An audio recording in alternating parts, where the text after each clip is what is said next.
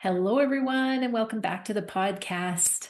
I am so happy to have you back here with me. I'm Angela, and I'm here with Reverend Kaleel Sakakeeny, and he is one of the few ordained animal chaplains and credentialed grief counselors in the U.S., dedicating to helping people navigate the heartbreak of losing a beloved pet. And after the devastating loss of his own cat, Kaleel turned his path into purpose, founding Animal Talks, a Boston based nonprofit offering one on one grief counseling, online support groups, and educational resources for pet parents. So, with warmth and empathy and decades of experience, Kaleel helps audiences understand why pet loss can feel as profound as losing a family member, what happens when we don't process grief, and practical steps for healing. His engaging, compassionate approach makes him an ideal guest for this show and for conversations about mental health, the human animal bond, and finding hope after loss. So, thank you so much for taking the Well, time today. my pleasure. My pleasure. I would just go back a little bit. One line that you said just piqued my interest. You said pet loss can feel like, I forget the exact words, but pet Yeah, loss can feel like the loss of a human being, did a you say? family member. Yeah, Family member. Yeah, but it isn't, it feels like it. It is it. it is. Yeah, So it's not like, oh, it feels like this, like I'm making an analogy or a simile. It is it it. is. Yeah, And once you get that it is it, the whole picture changes. exactly. Yeah. We're not looking at this seems like that. We're looking at this is it. Mhm. And you can't run away from it by saying, ah, it's a pet. Feels like, Right. sounds, it is it. It is. It's a profound, deep, sometimes unyielding pain, Yeah. depending upon who the person is. Yeah. Yeah. And I have experienced pet loss Yeah. myself. And I know a lot of people who have been devastated by losing a beloved pet. And so Right. I just, I mean, I don't hear a lot of people who are ordained animal chaplains. Right. I I don't. And so you must be a rarity. Well, I think there may be 15 of us Okay. in the country, I'm guessing, my colleagues. Yeah, I mean, it's a new concept, relatively new. There were maybe two or three theological institutes that bestow that. I'm also an ordained pastor too, but Hmm. my specific calling, the juncture of the two, is really in pet grief and grief in general. So you cannot deal with pet grief without dealing with grief because Right. pet grief is a portal into all other kinds of grief. So being an animal chaplain and being a pastor work together to kind of help alleviate that pain. Yeah, that's beautiful. And so in the bio it talks about how you lost your own pet, you Yeah, lost a yeah. cat, and how did you find your way into this work then through that? Well, I've lost many pets, and it just was an event. It hurt, it was painful, and I tended to assume that, well, that's just part of life. Mhm. But then after this last loss, he was we all love our pets, but some loves are just bigger than other loves. They just Yeah. are. They're just Yeah. huge. And this particular cat was a big love, a huge love. And he occupied an incredible amount of space in my heart and in my mind. And when he died, I no longer could just move forward and say, well, I'm sad. I lost my beloved cat. That's part of life. I said, no, no, something's wrong here. Mm. This is not being completed. There's a missing link here. I was dumbfounded. I mean, I found myself walking the streets, going into bars too often, just meandering, not sleeping. Something I couldn't get it together. And then gradually, I stumbled upon, courses I was taking, workshops I was taking, until I saw this notice somewhere about an animal chaplaincy program. And that seemed like that was it. I could convert this pain and this energy into helping others. So one thing led to another. So we started Animal Talks maybe 5 years ago, just sort of the beginning of the pandemic. So it's a 5-year venture, and it took not just the pain, but the realization that our present medical system and our even educational system has a false and warped model of pain. Because, look, Angela, when I would go to therapists to deal with the pain, the medical model was, "Well, how can we fix you?" Well, there was nothing broken but my heart. Mm, Maybe we'll give you some antidepressants. I wasn't depressed. right. I was shattered. I was heartbroken. Well, let's get you back to normal. Let's see this.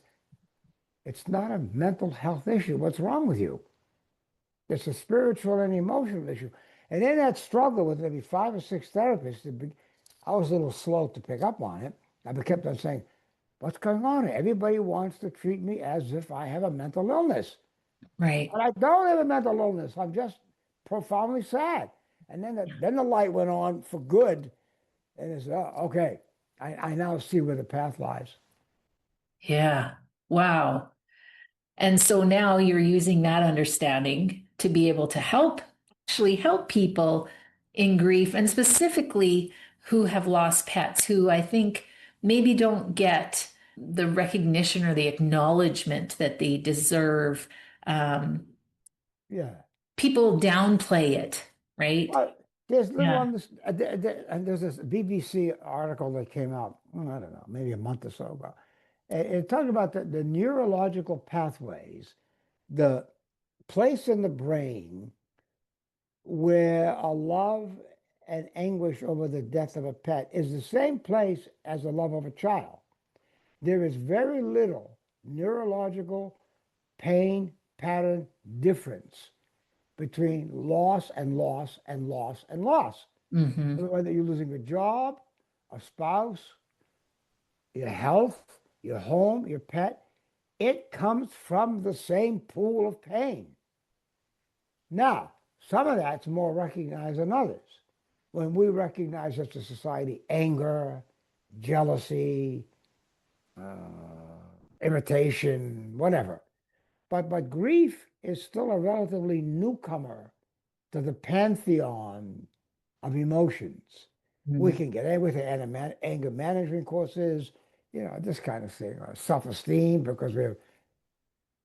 So that's what happens. And that's what we try to illuminate for people, not to heal them, not to cure them. There's nothing wrong, but to Mm, show that this is an acceptable mental, physical, and emotional response to losing a being that was entwined with your heart and your life. mm, When they say, "Oh, I see now," then the page turns, the light begins to shine. yeah. Yeah, exactly. And that happens more, if you don't mind me interrupting, I'm sorry. We have an 8-week class, a course. This is the second time we've done it. It's 8 weeks in which it's a certification class. You can become certified in becoming a pet grief counselor and educator. And it's there, interestingly enough, it's there in that class with people from Sweden, the Philippines, Canada, UK, that most of this work really does take hold because on a one-to-one basis, you know, the impact is not so great. But through these podcasts and through the courses that we give, you can begin to disseminate the understanding and invite the questions and the confusion. Mm, beautiful. And you mentioned spirituality in this as well, and I appreciate that because I think that my losing my husband was a very spiritual process. There is something about love, connection, and spirituality during our lives that get, I don't know, like put into a magnifying glass when we're going through this process of grieving. What can you tell us about people who have lost a pet or even your own experience with spirituality and loss? I would say you're probably in a better position to do that, having suffered such a huge loss. Hmm. I mean, you've walked that path. you've had those twists and turns. You've been the lone walker. Hmm. What did you reach out for? Yeah. Well, for me, it was like this question of why am I here? Where did my husband go? Why did this happen to me? All of those big questions that I don't think have answers unless you have some kind of belief system in something bigger than yourself. Did that work for you? Yeah, well, I think it did in helping me define what my beliefs are. Okay. Yeah. It I get confused often between belief and faith. Mm, People say, I saw this funny bumper sticker once that said, just because you believe it doesn't make it true. So a belief always seems to be a more fragile, more subject to being knocked off. right. A faith seems to have deeper roots. And that's my struggle. I don't know about you. And that's Mm, a struggle I pick up with other people. Oh, I believe in an afterlife. I believe I'll meet my pet again in heaven. I believe there was more than just this body. Yeah, but how deeply into the soil of self is that? But then when you encounter someone whose faith is not just slapped on by way of a church or a religious point of view, but right. they feel it. They Right. feel that connection. These are the people at whose feet I sit and listen. Mm, that's beautiful. Yeah. And thanks for pointing out that because there is a difference there. Yes, there is a Yes. huge difference. It's hard to grasp because it's not brought to our attention a lot, but a pretty significant difference. Yes. And I find that, interestingly enough, when I work with people, look, I had a teacher once who just beautifully said, you don't go from wrong to right. You go from right to higher right to higher right to higher right. And some people say, oh, well, what's wrong with me? There's nothing wrong with you. And where you are is absolutely where you should be. But Right. okay, now how do we not let go? How do we move forward from right to higher right to higher right to higher right? And that usually ends up in people being committed to creating a podcast, planting some trees, starting a nonprofit. So that action is the culmination of the journey. All we do is get people to see, or try to get people to see, that where they are is fine. But now let's companion each other and move to more right and more right and more, oh, more light, more light, more light. And you don't Mm, go from darkness to light. You go to dawn, to dusk, to twilight. It's progressive. right. Oh, wow. But our medical society doesn't get that. They give you a pill, give you an injection, Hmm. or give you electric shock treatment. I don't really know what they do. But then you're supposed to be converted. That's what changed. You're all right. You walk out of the office, you're fixed. Yeah, doesn't Yeah. work that way. Yeah. And a lot of people in this process, I know myself, I walked through it largely by writing, doing a lot of Yes. journaling, a lot of blogging. I met with a grief coach and talked about my experiences. I think people do develop some rituals. Can you You can. share examples of rituals or practices? You just name them. I mean, certainly writing, journaling, uh, starting your podcast, that's a ritual. And that's a big, I mean, the mind continues to replay, but the heart does not delete. So whatever we do as a process of going from grief, excuse me, to mourning, and that involves mourning is different from grief, and that grief is the deep state that you're in, Mourning is the action that you take. So the rituals are part of that. Whether it's creating a kind of special space in your house for your pet where you don't throw the collar away and you don't throw the food bowl away, and you have photographs. So you can walk by. I have one right here next to my left. I touch it. I look at the pictures, and I'm reassured. Or some people plant a garden. I planted a tree in the name of my cat. It's called the Cairo and Lyra tree. It sits outside. It's beautiful. Aw. Some people paint. Some people sing songs at that moment. So most people do journal, and that's important. So you Mm. find you need ritual. Today, it's funny. I remember when people went to funerals and you would stand, wait for all the procession, the cars to go by. I don't see that anymore. We have celebrations of life. The deceased is not there. Probably it passed away like 7 months ago. But nobody there. We Right. sing songs, we have photographs. That's fine, but that's a weak ritual. The old generation had it right.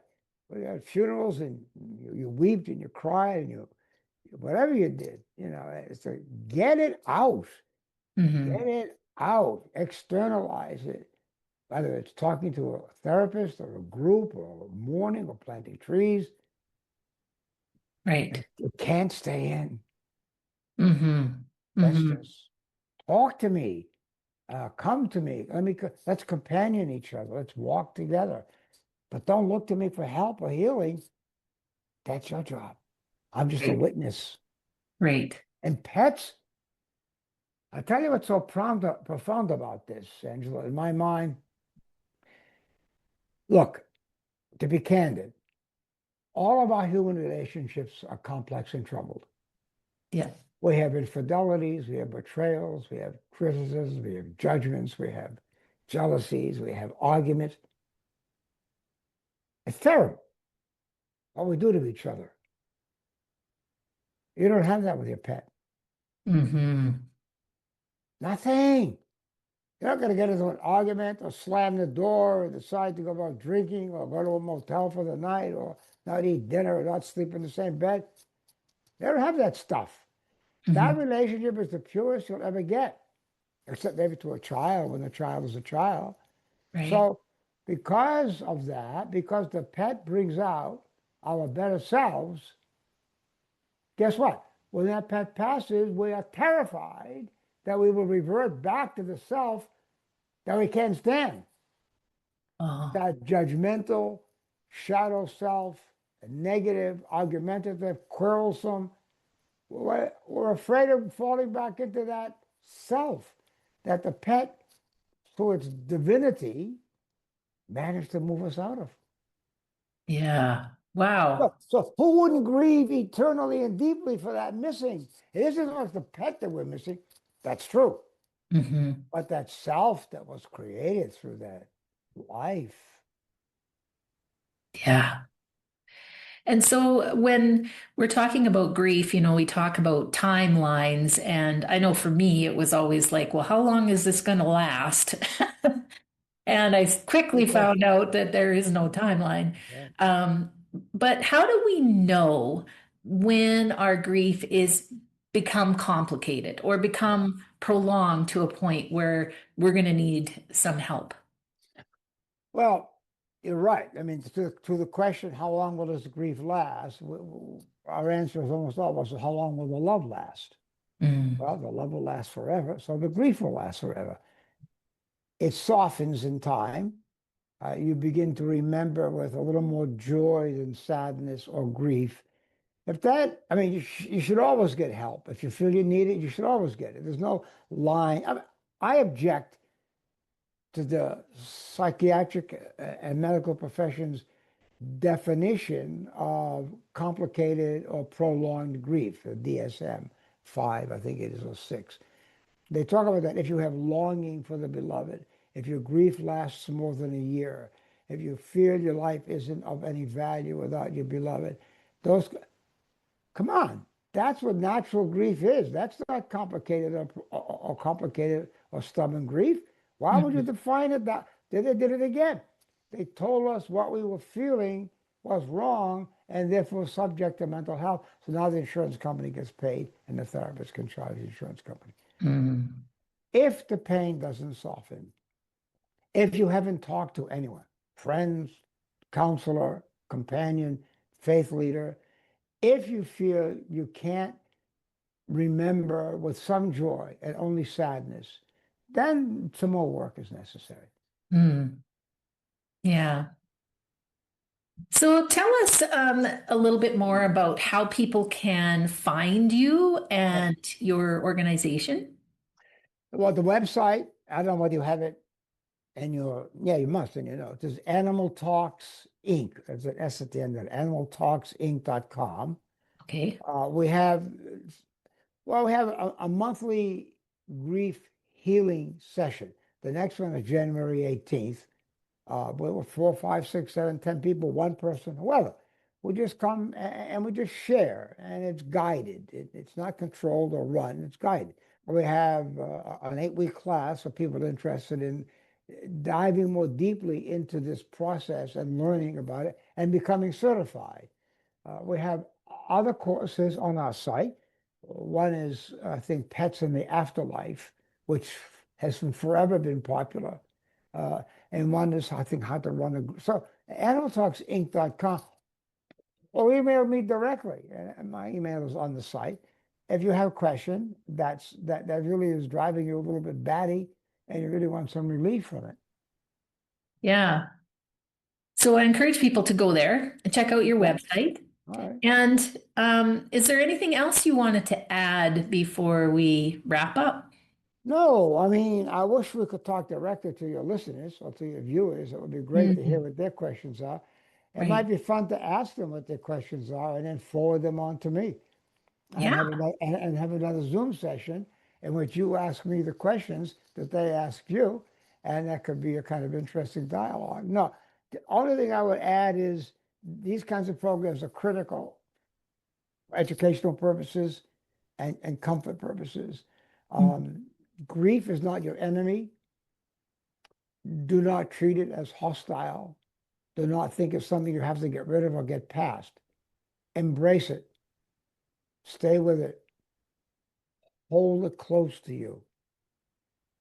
And even though the angel's wings have swords hidden in them and they can pierce you, and even though grief can be piercing, let it embrace you because it will lead you and transition you to another place. Mm. That is so beautiful. Oh, that's Thank a you leap of for that. all right. Yeah. Welcome. Yeah. And I want to thank everyone for listening. Thank you again for taking your time, and bye All for now. righty.